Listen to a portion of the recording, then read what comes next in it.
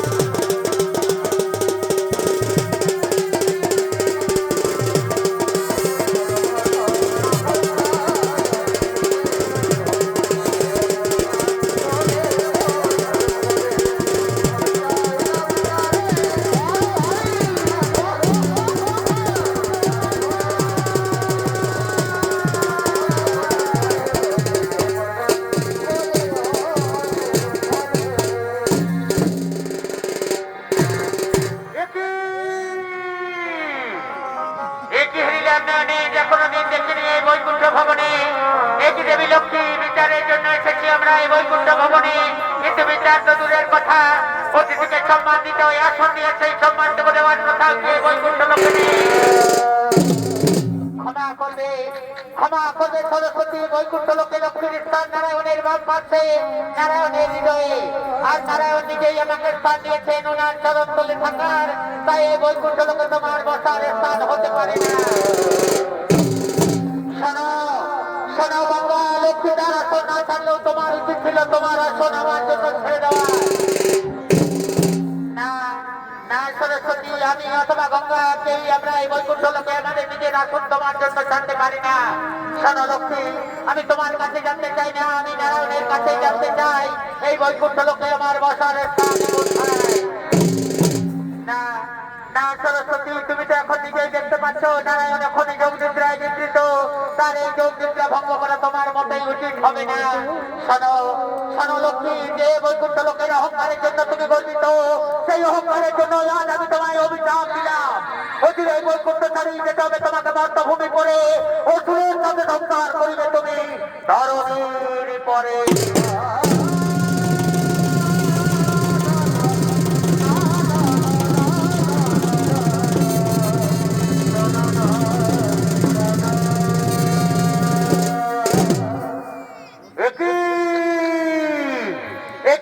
সরস্বতী তুমি তোমার শত্রুতা তোমার ফলে তুমি বিনা কারণে কেন তুমি অভিশপ্ত করিয়ে লক্ষ্মীরে, যে কারণে তুমি অভিশপ্ত করিয়ে লক্ষ্মীরে, সেই কারণে আমিও তোমায় অভিশাপ দিলাম।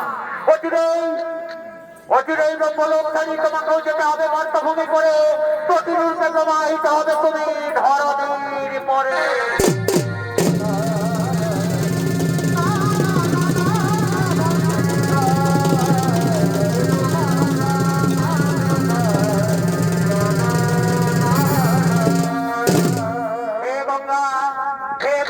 লক্ষ্মীর কারণে তুমি করিলে বড় অভিশাপ, সেই কারণে আমিও তোমায় দিলাম অভিশাপ। নারায়ণের চরণ ছাড়ি তোমাকেও যেতে হবে মর্তভূমি পড়ে, প্রবাহিত হবে তুমি যত পাপীদের উদ্ধারিবার তরে।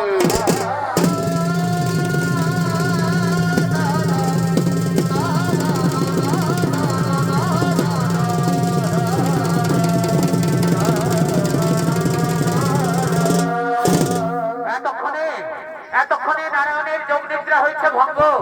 নারায়ণ উঠে দেখছেন লক্ষ্মী আজ চিন্তিত, তার আজ বিষণ্ণ বড়। সঙ্গে সঙ্গে নারায়ণ লক্ষ্মীকে বলছেন, অগমধু বিষ্ণুপ্রিয়া, অগমধু বিষ্ণুপ্রিয়া, কিবা হয়তো তোমার বিষণ্ণ বরণ জানতে চাই আমি প্রিয় তোমার এই চিন্তার কারণ।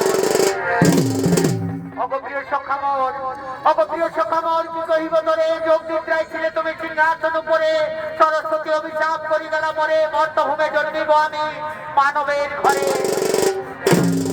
চিন্তা কেন করো প্রিয়, চিন্তা কেন করো প্রিয়, অভিশাপের তোরে ধর্মধ্বজ রাজাকে বর দিলে তুমি তপস্যার করে, ধর্মধ্বজের কন্যা রূপে জন্ম নেবে তার ঘরে, হাসি মুখে যাও প্রিয়, বিদায় যাও মরে।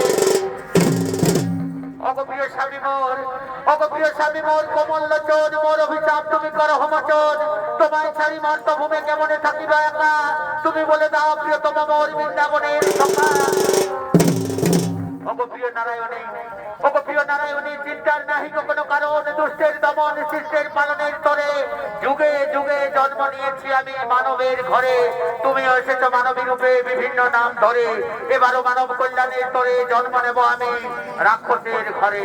মনে পড়ে প্রিয়া দাপর যুগের কথা, একদিন বৃন্দাবনে তোমার কুঞ্জ ছাড়ি আমি গিয়েছিলাম বিশাখা কুঞ্জে, সুধা আমাকে দ্বারে প্রহরী রেখে, সেদিন মিথ্যা কথা বলার অপরাধে তুমি সুধা আমাকে দিয়েছিলে অভিশাপ, রাক্ষস করে জন্ম হবে তার।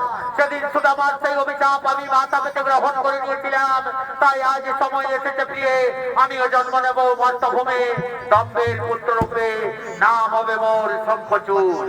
বিধির বিধানে মিলিত হব মোরা স্বামী স্ত্রী রূপে, লীলা রচি পুনরায় ফিরিব বৈকুণ্ঠ লোকে, চল প্রিয়ে যাই মোরা লীলা রচিবার তরে।